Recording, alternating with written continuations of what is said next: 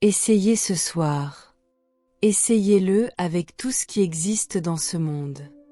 Si vous êtes célibataire mais désirez vous marier, demandez-vous, quel symbole dans ce monde indiquerait que vous êtes marié? Dans la culture occidentale, c'est une petite bague portée à un doigt précis, exactement à ce doigt et à aucun autre. Elle n'a pas besoin d'être grosse ou voyante, un simple anneau en or suffit. Si vous la portiez là, cela signifierait que vous êtes marié. Alors, ce soir, allez vous coucher comme si vous portiez réellement cette bague.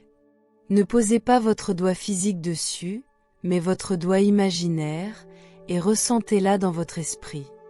Vous pouvez pratiquer cela en touchant divers objets imaginaires. Sentez une balle. Pouvez-vous en percevoir la forme? Touchez un morceau de soie. Parvenez-vous à distinguer sa texture de celle de la balle? Si vous parvenez à différencier toutes ces sensations distinctes, alors ces objets invisibles doivent exister, même si vos yeux physiques ne peuvent pas les voir. En d'autres termes, s'ils peuvent être distingués dans votre esprit, ils doivent être réels dans une certaine dimension. Prenez maintenant cette compréhension et appliquez-la à la bague à votre doigt.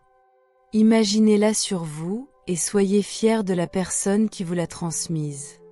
Vous n'avez pas besoin de voir exactement comment elle a atteint ce doigt. Sachez simplement que vous seriez fier de porter ce nom, fier de vous en tant qu'individu, et que la bague en est l'expression même.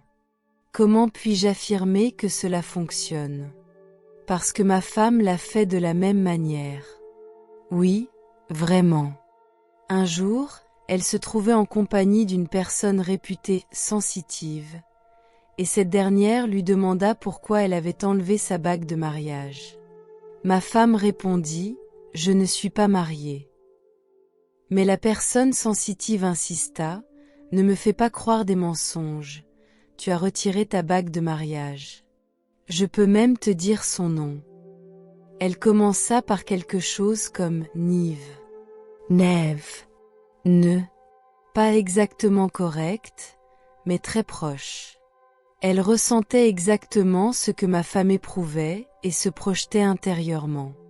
Quand j'ai rencontré ma femme pour la première fois, j'ai su dès le premier jour que je voulais l'épouser. Mais à l'époque, j'étais embrouillée, et vraiment très embrouillée. Pourtant, grâce à cette loi, je me suis démêlée sans nuire à personne et je me suis libérée de toutes ces complications. Ce n'est qu'alors que j'ai pu lui dire légitimement « Veux-tu m'épouser ?» Pendant ce temps, elle portait déjà la bague dans son imagination. Je ne l'avais pas encore glissée à son doigt dans le monde matériel, mais dans sa conscience, elle m'en avait déjà donné la permission, et elle s'endormait chaque nuit comme si je l'avais déjà fait. Alors, à toutes les personnes célibataires, mesdames et messieurs, qui souhaitent se marier, peut-être ou peut-être pas, voici la voie. Et cette personne spéciale apparaîtra apparemment de nulle part, sans que vous ayez à forcer les choses.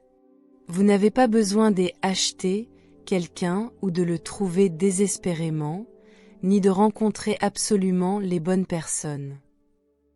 Bien souvent, quand on cherche activement la bonne personne, on finit par tomber sur la mauvaise. Ne cherchez donc pas désespérément. Celui ou celle qui cherche désespérément l'amour ne fait que révéler son propre manque d'amour. Et ceux qui manquent d'amour ne trouvent jamais vraiment l'amour. L'amour se trouve uniquement pour ceux qui aiment déjà, ils n'ont pas à le poursuivre. Dès que vous aimez, la personne aimée est attirée vers vous naturellement. Vous n'avez pas besoin de partir à sa recherche, elle viendra à vous. Voilà exactement la force dont je parle. C'est la force de l'univers, la même force qui a créé l'univers et qui le maintient encore à ce jour. Cette force habite en vous et s'exprime à travers votre merveilleuse imagination humaine. C'est Dieu, n'oubliez pas cela. Je sais qu'il est difficile de croire lorsqu'on a appris toute sa vie à croire en un Dieu qui existerait en dehors de nous. On va à l'église, on s'agenouille et on prie une entité extérieure. peut-être priez vous-même à la maison le soir, à genoux, vers un Dieu là-bas. Je ne dis pas que cela est condamnable, personne ne vous en jugera. Mais je vous dis que Dieu n'est pas là dehors. Il est en vous, tout près de vous. Et croyez-moi, il est profondément personnel et habite dans les profondeurs de votre être. Les Écritures disent « Nous avons oublié le rocher qui nous a engendrés ». Cela ressemble à une simple expression, mais une énorme vérité s'y cache. Un après-midi, j'étais assis dans un silence complet, sans penser à quoi que ce soit en particulier, et soudain devant mes yeux apparut un gigantesque cristal de quartz. Alors que je le contemplais, il se brisa en d'innombrables petits fragments qui se recomposèrent ensuite. Non pas pour reformer un bloc de quartz, mais pour prendre la forme d'une silhouette masculine en position du lotus. Je regardais cet homme parfait assis devant moi, et j'ai réalisé que je me voyais moi-même. J'étais l'observateur qui percevait son propre soi en une méditation profonde et intense. Dès que j'ai compris que je me regardais moi-même, la silhouette a commencé à briller, devenant de plus en plus lumineuse, jusqu'à atteindre une clarté incommensurable avant d'exploser enfin. Immédiatement, je me suis retrouvé de nouveau dans cet état de conscience. Où ai-je vu cet être? En moi-même.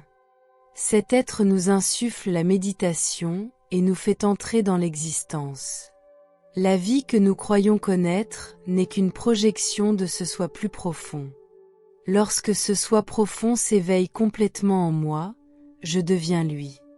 Dieu est véritablement devenu homme pour que je puisse devenir Dieu. Il me laisse traverser toutes les facettes, même celles dans lesquelles je crée ce qui est monstrueux, comme je l'ai évoqué précédemment, ou ce qui est merveilleux. Il permet tout cela dans son rêve, car il est le rêveur en moi. Tout ce que j'imagine dans ce monde, il l'imagine aussi. Et lorsqu'il s'éveille pleinement, tout ce rêve prend fin, et je deviens lui, et lui est Dieu. C'est pourquoi je vous encourage, allez-y, essayez-le. Commencez dès ce soir. Je vous promets que si vous l'appliquez sincèrement et avec persévérance, vous réussirez.